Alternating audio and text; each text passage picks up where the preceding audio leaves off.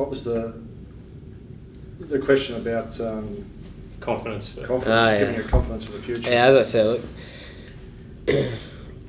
all we needed was one partnership, I reckon, that first innings, and then we would have been away. But we didn't give ourselves a chance. So I think a lot of the guys saw that from second innings, even from watching someone like Jimmy bat at the end, how he went about it. It's not rocket science. And what did you think after the first innings, after you shot? In hindsight, not a great shot.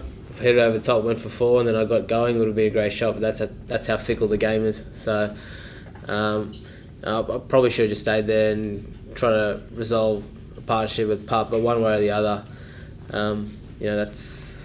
you got to make a decision one way or the other. But obviously it wasn't the right one because they didn't execute it properly.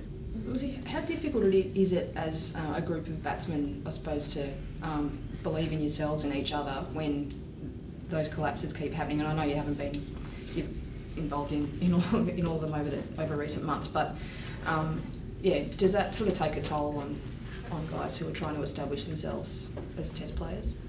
Obviously there's our batting hasn't been as consistent as our bowling. We seem to take the wickets, and then we seem to let ourselves down here and there with the bat. But we understand how important first innings runs are, especially if you're batting second in a game, and that's where you win cricket games. So we're not making any excuses. And we're not saying it's good enough either. So all we can do is go out there and try our skills the best we can, and try to take a bit of the onus on ourselves as batsmen, top 6. To put our hands up. There hasn't been 100 scored yet on tour, so I think that's got to be our first goal going forward, and then go from there. And then what happens in the games beforehand, we can't really control. We can only control the next 3 Test matches. When you see someone like Joe Root occupying the crease for nearly 8 hours, I mean, what's the secret to that sort of patience and concentration and focus? I mean, do you guys have little triggers while you're out there? I mean, how do you try and reinforce each other's concentration? Obviously, if once you get in a partnership, it gets a lot easier for both players. There's a new player coming in, the guy already in has that responsibility to help the new fella out. Rudy batted very well, and so has Belly the last couple of games, and they've just sort of, they haven't streaked away or anything, but they've spent time in the middle, and it just shows that once you spend a bit of time in the middle, things always get easier later on. But that's all a part of it. I think we all know what to do. We just got to go out there and do it. Hopefully you'll see that next game. Is it a bit frustrating because in the last time we lost 6 in a row was to the West Indies, and we're talking one of the great sides of all time. I don't think the way the England team's playing at the moment, you'd classify them as one of the great sides of all time. It must be disappointing because you guys must realise that they are vulnerable. You've just got to put enough pressure on. Yeah, I mean we almost won last game. 14 runs in it. Could have been a very different story if we did win that last game. But that's just how it goes. I mean we're in no way that we're not down in the dumps or anything. I mean we understand that.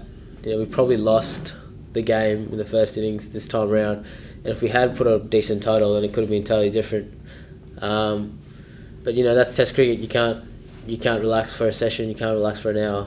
I think the guys know deep down inside that we've got a very good team, and if we can perform the way we know we can perform and do it right, then there's no reason why we can't beat England. And all the guys knew that. And in the first game, all the guys had that feeling. I mean, I know it seesawed a bit, but in the end, we genuinely thought that we could have won that game, and we could have, and it's just how it turned out. 3 hits away from winning, yeah.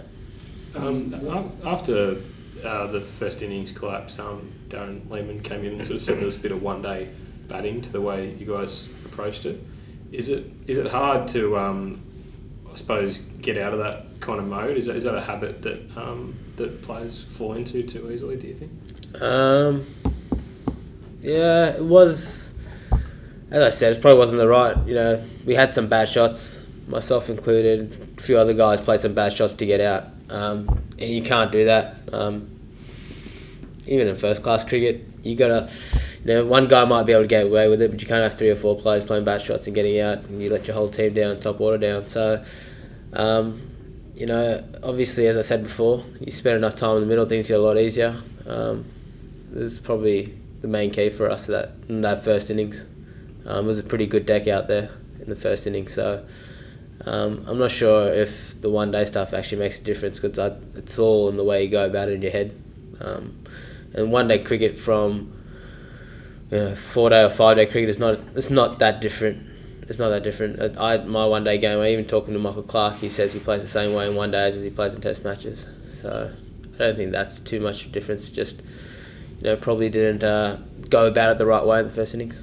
Usman, one wider trend that is or has been true in Australian cricket over the last few years is the number of hundreds you see in the domestic competition has diminished, and it's sort of gradually come to reflect what's happening in the test team. What do you think? What do you think the number of hundreds has dropped away? I really can't say. I don't know what the stats are on that either. So, I know the wickets early on in the years, the last few years, have been quite sporting to the fast bowlers. So there's been a lot of results too. I'm sure you'll probably see that somewhere. There's been a lot of results going on about. So, I'm not sure if it's a mental thing. There's still runs scored. I mean, you still see Chris Rogers come to England and score a ton of runs. You see a lot of the other guys come to England and score a lot of runs too. So I can't really answer that. I was going to say, sort of on from that, you made 100 last summer in Hobart on a very difficult wicket. Those sorts of conditions, do you think those conditions help you as a batsman, or is it better to play on, I suppose, pitches more reflective of the test wickets? Well, you will. I've played on a couple of test wickets which have been green back home in Australia. I think it's always nice to get a nice variety of wickets. I know when I started a few years back, SCG was a big turner. Broke up massive. It's not really the same anymore there. Adelaide used to be the same. Obviously used to get WA and Brisbane with the wickets that were obviously fast, and Tassie used to be a road, but not anymore. So things have changed a little bit, even in the last 5 years. So I think that's probably the wickets have lost a bit of their characteristics in the last 5 years. It'd be really nice to see them come back. Just going on from what Dan said there about the lack of hundreds, conversion seems to be a big problem at state level and international level, and I guess your career in recent years might reflect that. You've actually had some quite good figures, but you haven't scored a lot of hundreds in the last couple of years. But do you have any reasoning at all as to generally why the conversion rate isn't as good as perhaps it has been? No, not really. And in your own career, I mean, I think, did you score 400s in 1 year, 2 years back? No, I think I would have scored 3. 3, yeah. Does the move to Queensland mean that it's a bit more challenging at times? Yeah, I think I only play. I think I played 5 games last year in Shield cricket for Queensland. I scored 100 and a couple of 80s. Probably missed a few hundreds. So, yeah, probably wasn't hard on myself enough personally.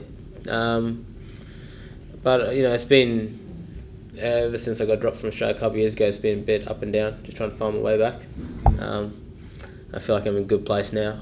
Hopefully, I can actually get some of those starts and make them into big scores, which I was trying to do yesterday. But you can't control that. As long as you have the intention and you have in your head that you want to score big and trying to score big, and that's all you can really do, and then go out and try to execute. So has that maybe been an issue that players have just been happy enough with like 50s and 60s and stuff like that?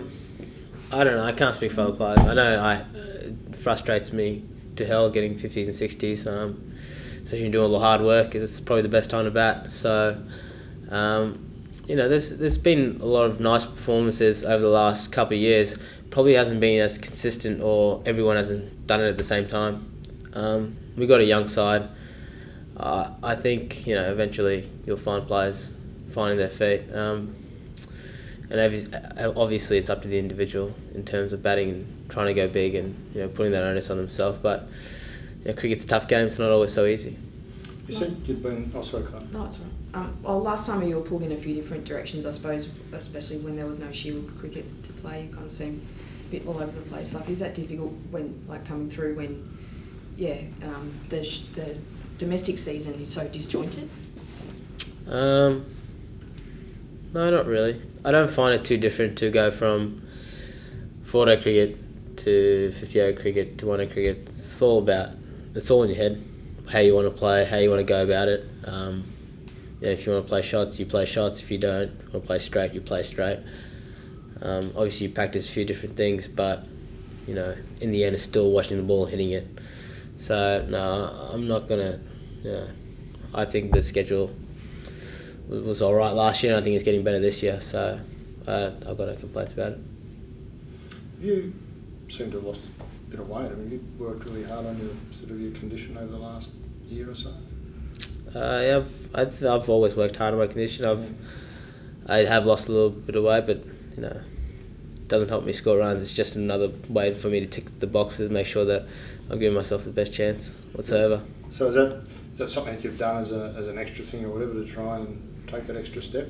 Yeah, absolutely. I've worked hard on it over the last 4 or 5 months, but as I said, it's just one of those little 1%ers you try to do for your team to make sure that there's no stone unturned, and at the end of the day that you're giving everything you can for your team, and that's the only reason I started doing it. Usman, you've spoken pretty glowingly of Darren Lehmann as a coach in the past. What at the moment is he sort of stressing to you guys as a group of batsmen? It's normal with Bullfit, keeps it pretty simple. Doesn't get too complicated, but as he stressed everyone, and as obviously has been seen, we just need to perform better in the first innings, score big scores, be really greedy as batsmen, and get out there and do what we need to do to help our fast bowlers out. It's up to us in the top 6 to go out there and score the big runs, and hopefully in the next 3 matches we can show that. Because a 4-hour innings doesn't give your fast bowlers a whole lot of time to rest, does it? No.